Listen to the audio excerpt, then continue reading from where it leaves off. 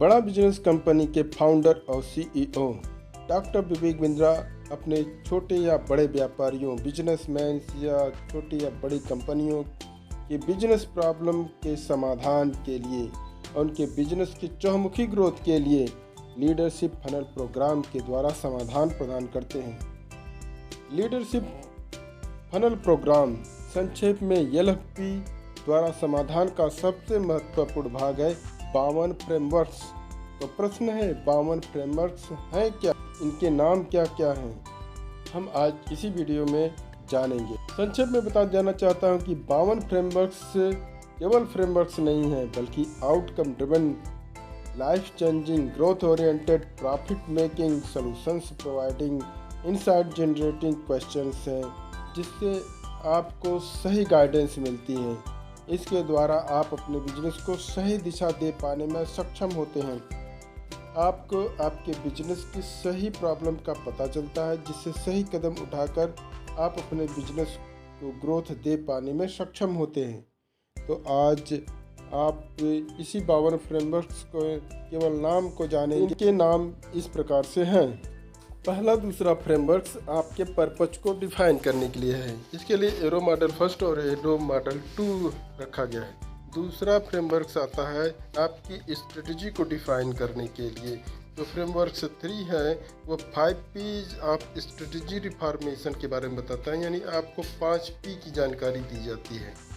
फिर अगले कदम पे आता है frameworks to identify your prospect customer. आपके प्रॉस्पेक्ट कस्टमर को आइडेंटिफाई कैसे करना है, वो फ्रेमवर्क्स के माध्यम से आपको आइडेंटिफाई होता है। तो फ्रेमवर्क्स 4, 5, 6 में आपको changing consumer behaviour, customer experience और पायलट मार्केट के बारे में डिटेल में जानकारी दी जाती है। उसको कस्टमर बिहेवियर को भी समझना ज़रूरी है, उनके अनुभव को समझना ज़रूरी है, और पायलट मार्केट क्या होगी उसको समझना ज़रूरी है। फिर फ्रेमवर्क्स होगा hire and retain man power.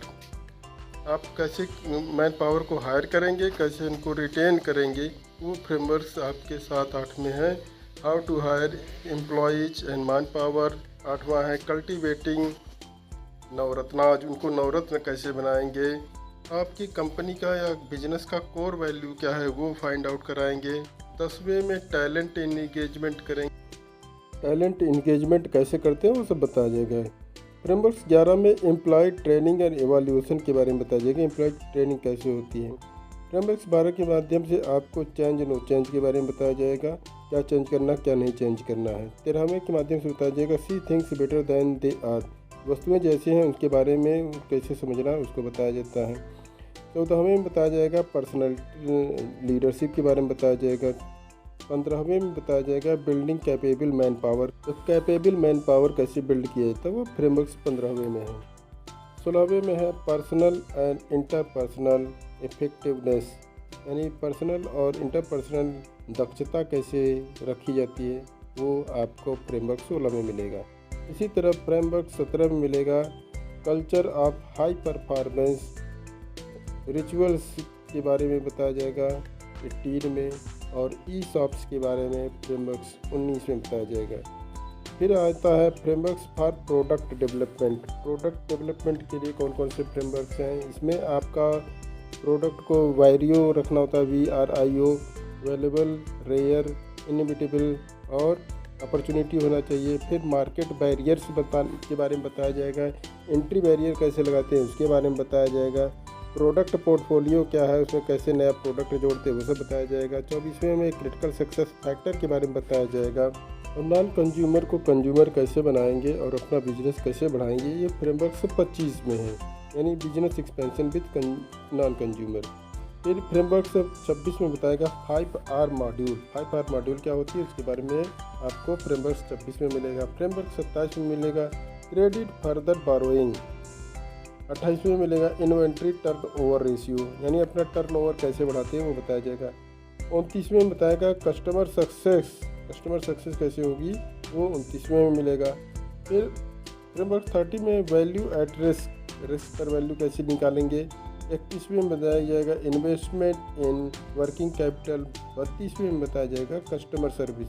अगर आप कस्टमर सर्विस को समझते हैं तो आप सब कुछ समझते हैं, अब आपका प्रॉफिट होनी ही होनी। फिर आता है pricing and positioning and strategy. Framework 37 में आपको कस्टमर मनी मेकिंग मॉडल बताया जाएगा। 34वें में बनाया जाएगा कि how to design your advertising campaign, और 35वें में कोका को घड़ी से घटाते हैं वो बताया जाएगा। कोका यानी कॉस्ट ऑफ कस्टमर एक्विजिशन, एक कस्टमर को प्राप्त करने का क्या खर्चा आता है उसके बारे में, उसको खर्चा कैसे कम करना वो बताया जाता है। फ्रेमवर्क से 36 में आता है ब्रांड इक्विटी, आपकी ब्रांड कैसे बनेगी वो बताया जाएगा। 37वें में आपको प्रोडक्ट प्राइसिंग, प्रोडक्ट की प्राइसिंग कैसे करते हैं वो बताया जाएगा। फ्रेमवर्क से 38 में product positioning and value preposition, कैसे प्रोडक्ट पोजिशनिंग करना है, उसका वैल्यू कैसे क्रिएट करना है।